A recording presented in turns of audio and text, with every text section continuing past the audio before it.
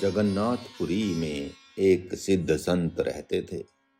एक दिन चौराहे पर वे कुत्ते की पीठ पर बैठ गए तथा उसी पर बैठे बैठे वे रोटी खाने लगे।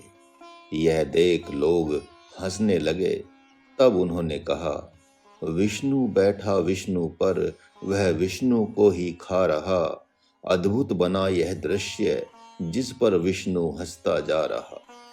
अतः जब साधन और साध्य तथा साधक तीनों ब्रह्म रूप ही दिखाई पड़ने लगते हैं, तब जीवन सार्थक माना जाता है। जिस प्रकार लक्ष्य प्राप्त हो जाने पर उसकी प्राप्ति के साधन त्याग दिए जाते हैं, उसी प्रकार जिन्हें सब ब्रह्म ही दिखाई पड़ रहा हो, उनके लिए ब्रह्म दर्शन के अतिरिक्त अन्य कोई साधना नहीं रह जाती। महाराज के गुरुदेव ने भी साधकों को चिंतन देते हुए कहा, अद्भुत रूप बना तेरे स्वामी, जित देखूं तित तू ही तू। पितृ भाव से पिता कहाते, मातृ भाव से माता तू। पुत्र भाव से पुत्र कहाते, भ्रातृ भाव से भ्राता तू। पत्नी भाव से पत्नी कहाते, पति भाव से भर्ता तू। धर्मात्मा तू धर्म धरे तो, कर्म करे तो करता तू। लोभ करे तो लोभी कहाते, क्रोध करे तो क्रोधी तू। क्षोभ करे तो क्षोभ कहाते, डाले विघ्न विरोधी तू। भजन करे तो भक्त कहाते, योग करे तो योगी तू। तप करे तो तपी कहाते, अनासक्त हो वियोगी तू। चोरी करे तो चोर कहाते, छल करके से छलिया तू। साधु बनकर साधु कहाते, मर्म बुझाए पहेलिया तू। इत्यादि इत्यादि। किसी भक्त एवं साधक की ऐसी महत स्थिति क्यों नहीं हो पा रही है, इसके विषय में भगवान अगले मंत्रों से कह रहे हैं। हे पार्थ, नाना प्रकार के भोगों की कामना से जिनका चित्त अपहरण कर लिया गया है, वे मेरी उपासना नहीं कर पाते। फिर मैं क्या करूं, मुझे दया आ जाती है और उनके लिए देवी देवता ही बन जाता हूं, क्योंकि वे जल्दी में होते हैं। जल्दबाजी में होने के कारण से मेरी उपासना क्यों करेंगे, क्योंकि मेरी उपासना की सिद्धि तो लंबे काल की अपेक्षा रखती है। अतः उनके लिए देवता बनकर उनमें देव श्रद्धा भी भर देता हूँ। देवी बनकर देवी श्रद्धा भर देता हूँ, क्योंकि श्रद्धा भी मैं ही हूँ। अतः मैं वहाँ उनके लिए देवी श्रद्धा, देव श्रद्धा, पितृ श्रद्धा, तंत्र श्रद्धा, मंत्र श्रद्धा भी बन जाता हूँ। उसके उपरांत वे प्रकृति के नियमों से आबद्ध हुए मेरी दी हुई श्रद्धा से देवी देवताओं की उपासना करते हैं, जिन देवी देवताओं के रूप में मैं ही प्रकट हूँ। मेरा ऐसा नियम है कि जो जिस देवी देवता की उपासना करना चाहता है, आराधना करना चाहता है, तो मैं उस देवी देवता का रूप बनाकर उनमें ही उसकी श्रद्धा प्रकट कर देता हूँ और मैं उससे अलग हट जाता हूँ। इतना ही नहीं, वे उस नियम तथा श्रद्धा के द्वारा उपासना कर अपनी कामनाओं को प्राप्त कर लेते हैं, जबकि उनकी कामनाओं को मैं ही पूरा करता हूँ।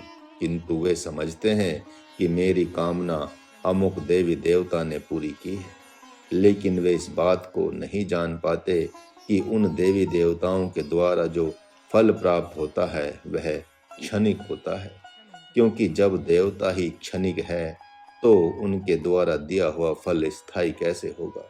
ठीक इसके विपरीत मेरे भक्त इस रहस्य को जानकर मेरे को ही प्राप्त कर लेते हैं।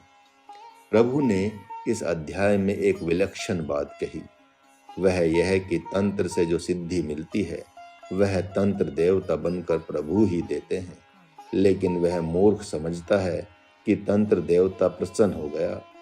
यही बात मंत्र, तप और योग आदि सिद्धि की है। मंत्र, जप, तप, योग सिद्ध होने पर वह साधक समझता है कि मेरी क्रिया सिद्ध हो गई, जबकि उस मूर्ख को जानना चाहिए कि उस ब्रह्म में अलग से जप, तप, योग कहाँ से आ गया। वह क्या जाने कि नाना प्रकार की क्षुद्र कामनाओं से उसके ज्ञान पर पर्दा पड़ गया है, इसलिए उसे कुछ का कुछ दिखाई पड़ता है। जैसे विश्वामित्र के लिए भगवान गायत्री बन गए। 10वें अध्याय में स्वयं भगवान ने स्पष्ट कहा है, गायत्री छंद सामहम, अर्थात गायत्री कोई मंत्र या देवी नहीं है, बल्कि मैं ही गायत्री के रूप में प्रकट हुआ हूँ। लेकिन गुरु विरोध के कारण भगवान उनकी तपस्या का फल गायत्री रूप बन गए। उनके लिए वे गायत्री रूप में हनन कर्ता बन गए।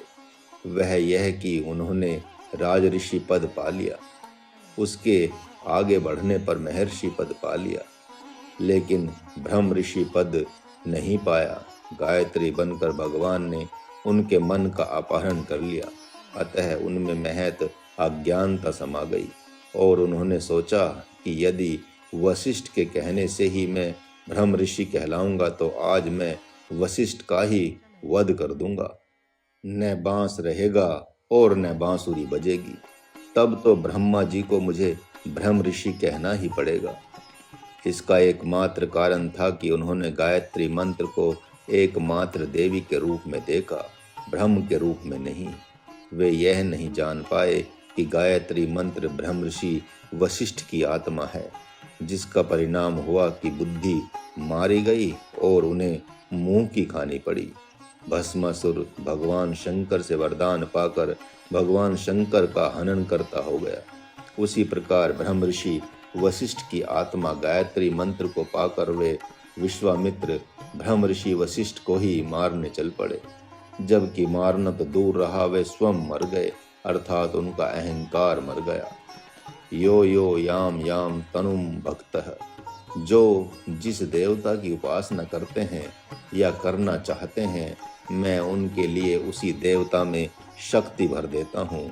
जिस शक्ति को वे प्रसन्न होकर उन्हें वरदान के रूप में देते हैं, इसी से महात्मा प्रहलाद ने कहा था, हम में तुम में खड़ग खम्भ में घट घट व्यापे राम, अर्थात मेरा राम पत्थर में भी बसता है, मेरा राम जल में, अग्नि में, वायु में, आकाश में सर्वत्र रहता है। और ऐसा उन्होंने दिखा भी दिया।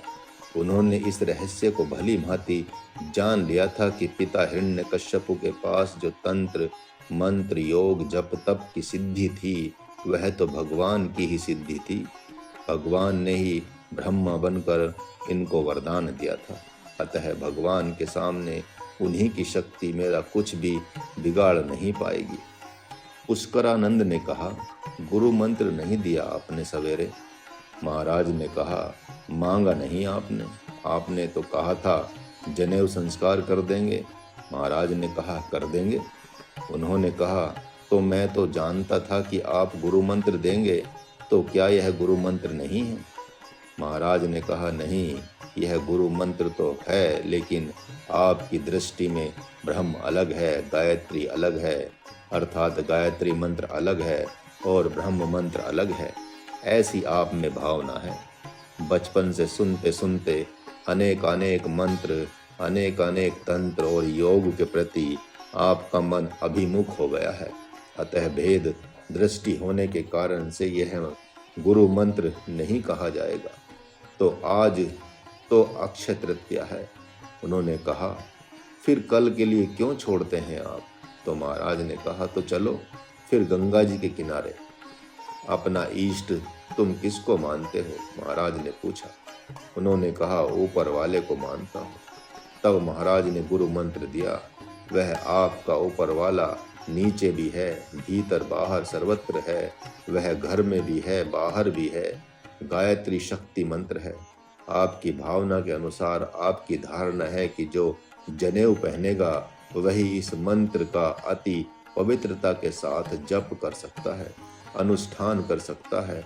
अतः आपके लिए वह विधि निषेध से संपन्न होने वाली गायत्री अति पवित्रता से जप करने पर सिद्ध होने वाली है। लेकिन जो आपका भगवान ऊपर है, वह भीतर बाहर अशुद्ध शुद्ध सब में व्याप्त है, भले बुरे सब में व्याप्त है, बालक वृद्ध स्त्री पुरुष सब में व्याप्त है, ब्राह्मण क्षत्रिय वैश्य शूद्र चांडाल कोल भील म्लेच्छ आदि सब में व्याप्त है।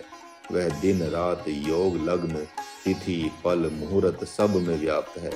वह तंत्र मंत्र योग जप तप सब में व्याप्त है। वह सत्य असत्य सब में व्याप्त है। वह पृथ्वी जल अग्नि वायु आकाश सूर्य चंद्रमा आदि सब में व्याप्त है। वह देवता गंधर्व किन्नर नाग यक्ष राक्षस सब में व्याप्त है। वह माता पिता भाई बांधव घर गांव हित मित्र देश विदेश सब में व्याप्त है। वह आपकी आंख कान नाक जीवा रक्त मांस वीर्य हड्डी प्राण मन बुद्धि चित्त अस्मिता प्रकृति प्रारब्ध सब में व्याप्त है। वह भूत भविष्य वर्तमान सब में व्याप्त है। वह ब्रह्मा विष्णु महेश दुर्गा सरस्वती काली आदि शक्तियों में भी व्याप्त है। वह आपकी प्रत्येक मान्यताओं में मैं और तू मैं मेरे और तेरे में सब में व्याप्त है। देव पूजक देवता को प्राप्त हो जाते हैं।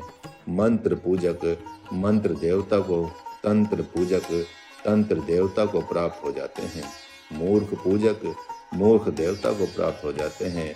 कर्ण पहले सूर्य की उपासना करता था, अब युद्ध के मैदान में दुर्योधन की उपासना कर रहा है तथा दुर्योधन मूर्ख कर्ण की उपासना कर रहा है।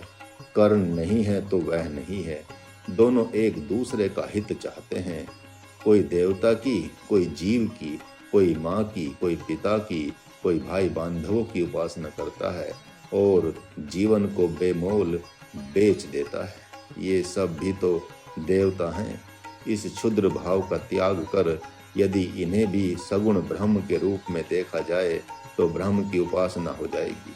क्योंकि माता पिता भी मरते हैं तथा माता पिता भाव भी मरता है। बाल बच्चे भाई बांधव स्वजन आदि भी मरते हैं तथा बाल बच्चे स्वजन भाव भी मरता है। लेकिन ब्रह्म भाव तो मरता ही नहीं बल्कि वह ब्रह्म को देकर ब्रह्म ही हो जाता है। अतः भगवान कहते हैं जो अमर है वह अमर को ही देता है। इस प्रकार सबके प्रति ब्रह्म भावना क्यों नहीं की जाती। भगवान मानो कह रहे हैं कि ऐसी जल्दी भी तो क्या है। माना कि ब्रह्म भावना देर से सिद्ध होती है, लेकिन ऐसी बात तो है ही नहीं कि सिद्ध ही नहीं होगी। यद्यपि जो सिद्ध है उसी को सिद्ध करना यह बात जचती नहीं, लेकिन तो भी असिद्धि अर्थात जीव भाव रूपी गड्ढे में गिरा पुरुष ब्रह्म भावना के द्वारा निकलते निकलते निकलकर एक दिन ब्रह्म ही हो जाता है। भगवान का संकेत है कि उन अज्ञानियों को धन मान सम्मान पाने की जल्दी रहती है, इसलिए अति शीघ्र सिद्ध होने वाले तंत्र मंत्रों की ही साधना प्रारंभ कर देते हैं। उन्हें क्या पता कि तंत्र की उपासना से प्राप्त होने वाला पुत्र आसुरी प्रकृति का तथा 20, 25, 30 वर्ष की उम्र का होता है तथा मंत्र देवता से प्राप्त होने वाला पुत्र राजस प्रकृति का होता है। वह भी भगवत भक्त तथा धर्मात्मा न होने के कारण से माता पिता आदि को क्षणिक सुख ही देने वाला होता है।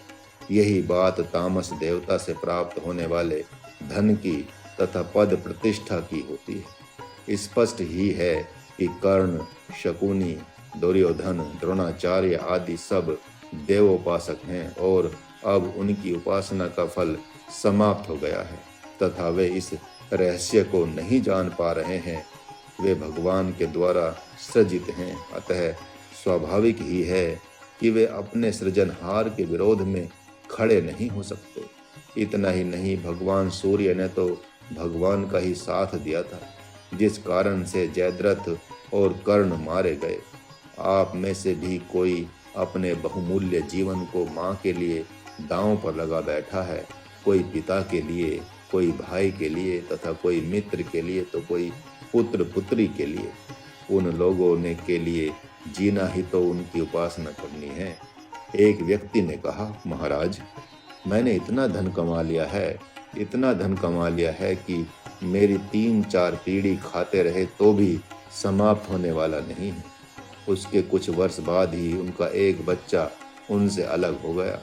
बंटवारा जब हो गया तो स्थिति इतनी दयनीय हो गई कि उसकी नींद चली गई, स्मृति काम नहीं कर रही है। वे सोचते रहते हैं कि जिसके लिए मैं जिया उसी ने मुझे मार दिया। भगवान कहते हैं कि पुत्र एक देवता है। जब आप उसकी उपासना करते हैं तो आपकी श्रद्धा को उसी के प्रति स्थापित कर देता हूँ। लेकिन इतना स्पष्ट है कि जिस दिन आपका पुण्य समाप्त होगा, वह पुत्र नामक देवता आपके लिए घातक बन जाएगा। संतों ने कहा है, गोधन, गजधन, वाजी धन और रतन धन खान, जब आवे संतोष धन, सब धन धूरी समान। महाराज भी कहता है, गोगज वाजी और रतन धन तथा स्वजन धन खान, प्रभु धन आवे जाहि दिन, सब धन प्रभु धन मान।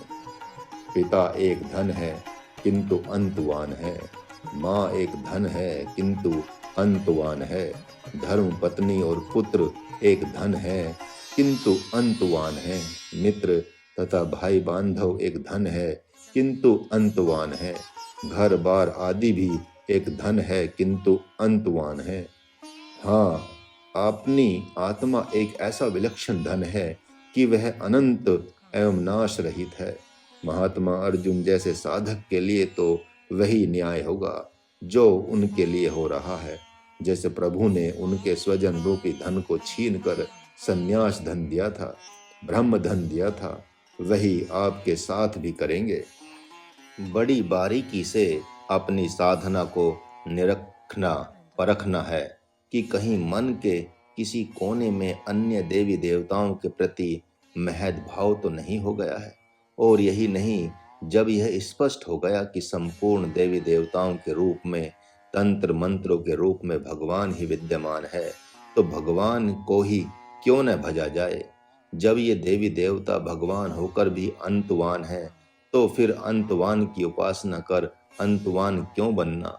यह तो स्पष्ट ही दिखाई पड़ रहा है कि आज तक जिन जिन असुरों, यक्ष, राक्षसों, देवताओं ने तंत्र मंत्र एवं देवी देवताओं की उपासना की, वे नाश को प्राप्त हो गए तथा उनका नाश होने के उपरांत वे देवी देवता नाश हो गए, क्योंकि वे तो उन्हीं मूर्खों के संकल्प थे।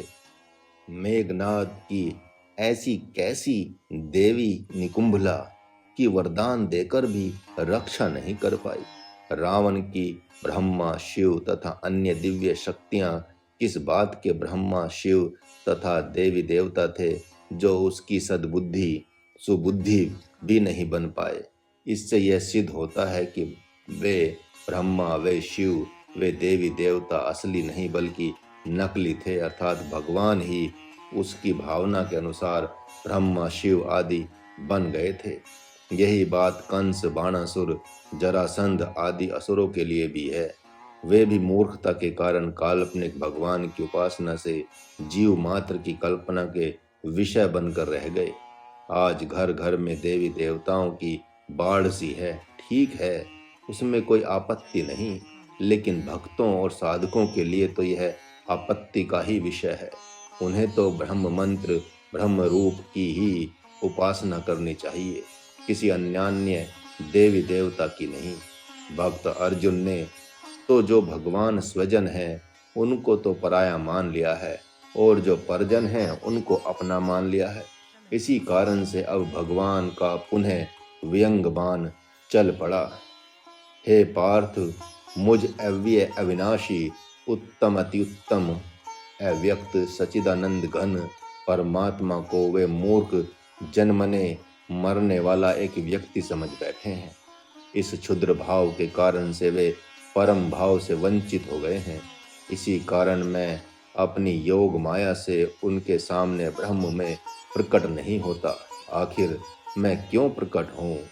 क्योंकि वे मूर्ख मुझ संपूर्ण लोकों के स्वामी अजन्मा को न जानते हैं और न जानने की चेष्टा ही करते हैं, जबकि संपूर्ण भूतों को, उनके भूत, भविष्य, वर्तमान को तथा आगे होने वाले और व्यतीत हुए प्राणियों को भी मैं जानता हूँ।